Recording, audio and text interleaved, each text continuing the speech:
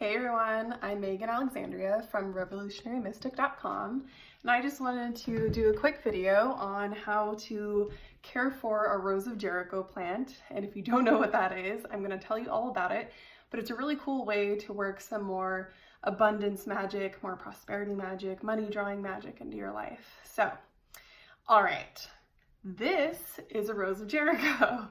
And it's also known as the resurrection plant. And that's because it has this ability to go from being completely desiccated, which is like removed of all of its hydration, and it appears to unfurl and come back to life. And there's a few different cultures that have a folklore about as to why that is. The Christians believe it has something to do with the opening of Mother Mary's womb, and in Hoodoo we use it for money, magic, and prosperity, and I'll tell you more about that in a minute. So you get one of these cool Rose of Jericho plants, and I don't know about you, but if you try to figure it out on your own, they oftentimes get moldy, or it just kind of goes wrong and it's just a mess. And so I figured it would be cool to, for once and for all, let you know how I've been able to work with these successfully. So you get one of these bad boys, and what you're going to want to do is you're going to want to rinse off all the dust because they're pretty dusty.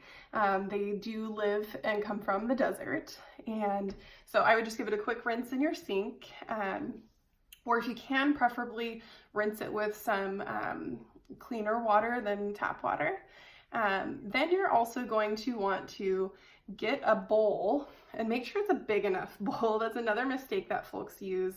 Like with this one is so big, I probably would use a bigger bowl than this one, but you're gonna get a bowl to put it in. I like to use clear bowls because I like to see it unfurl. They're really beautiful. And what you do is after you get it in the bowl and you put water, you're gonna put water for the first week or two above the line of where the tallest leaf is. And when you do that, what's really cool is within like the first hour, you get to see this thing go from this really tight little ball and it slowly starts to open. It's really cool. So if you can do it and be around to watch it, that's also really awesome. I recommend it.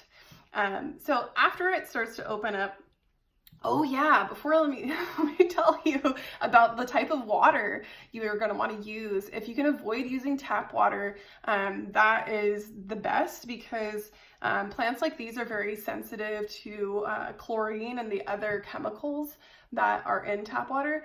If tap water is all you got, that's cool too.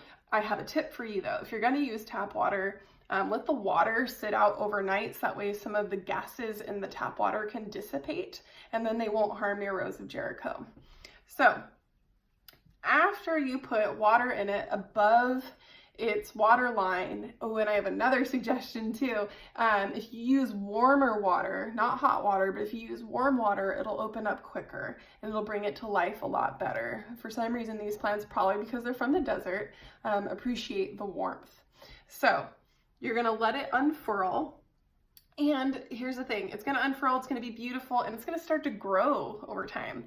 So I tend to soak mine in a big bowl. This is my actual Rose of Jericho, which is quite huge. This is like something you would put like little betta fish in or something. Anyways, I got this at the craft store. You can also find these kinds of bowls at like the thrift store or whatever.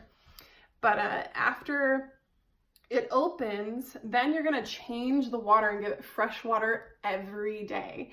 I get a lot of emails from folks saying, what happened? My Rose of Jericho is all gross and moldy. I can't seem to get this right. This sucks, especially because it's, abundance magic. You don't want your abundance magic to be getting moldy. So you're going to empty out the water and refresh the water every day. You're going to do that for 1 to 2 weeks, and you can judge. Some people say only 1 week. I've been able to do it for 2, but keep an eye on your Rose of Jericho and, give a look and see how happy it is. If it can go another week, then cool. But you're also going to want to let it dry out in between and give it a break. However, this is where the hoodoo part comes in, okay? So you are going to, let it unfurl in its awesome little magical bowl, and when little dry leaves start to pop off of it, you'll see them like floating around inside of your big glass bowl. You're going to remove those, or at least I do. I remove those little dry leaves, and they're usually like brown in color, because the green ones are the ones that are more hardy and going to probably stick to your plant. But the ones that are more brownish will start to pop off, or when you're letting it dry out, you can pop those ones off. And anyways, you're going to pull them out. I save them on my money altar, and I let them get dry. And what I do is I use them anytime I am dressing a candle that has money drawing herbs going into it, or if I'm making a money drawing oil, or anything like that, or even a Rose of Jericho oil. I will take those leaves and add them in there for an extra big boost of abundant energy. So that's one thing you can do. The other thing is, while this big old Rose of Jericho is soaking in the bowl, you're gonna put 5 coins of your choice, and different folks have different coins that they like to put in there. In Hoodoo, a lot of folks love silver, nickels, and dimes. I'm not sure why, but in any case, 5 coins in here underneath your Rose of Jericho. And you're going to take the water from your Rose of Jericho and use it to wash any windowsills and doorways. And that spreads the abundance into the openings of your business or your home, or if your home is your business, like mine is, and it lets that energy and draws that energy into your workspace or to your home. So that is one awesome way to use your Rose of Jericho. And the other thing is, if once you do the part where, like, for a couple weeks you are changing the water every day, right? Well, then you're going to let it dry out. And some folks let it dry out for a week or two. You'll know when yours is pretty dry. And then once it's dried out, you're going to put those 5 coins back in underneath it, and you're going to begin to water it once a week. And for me, I water mine on Fridays for Venus energy, because Venus has to do, yes, with love, but also like abundance and prosperity.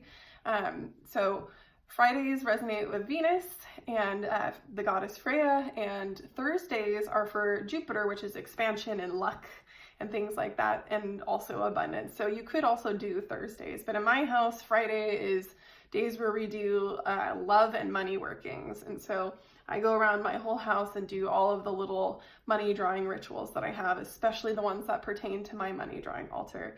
And so this thing lives on my money altar, and it's really kind of a nice little addition to your money altar, and it provides some good living energy there, which you want, right? So anyways, I hope all of that good stuff makes sense and that you have better luck with your Rose of Jericho plant. These are available, because I know they can be hard to find sometimes. They are going to be available probably by the time you see this video on my website in the shop. So you can visit revolutionarymystic.com and go into the shop, and you'll be able to find Rose of Jericho, and it will be under something titled, I think it's called like spell items and curios or something like that.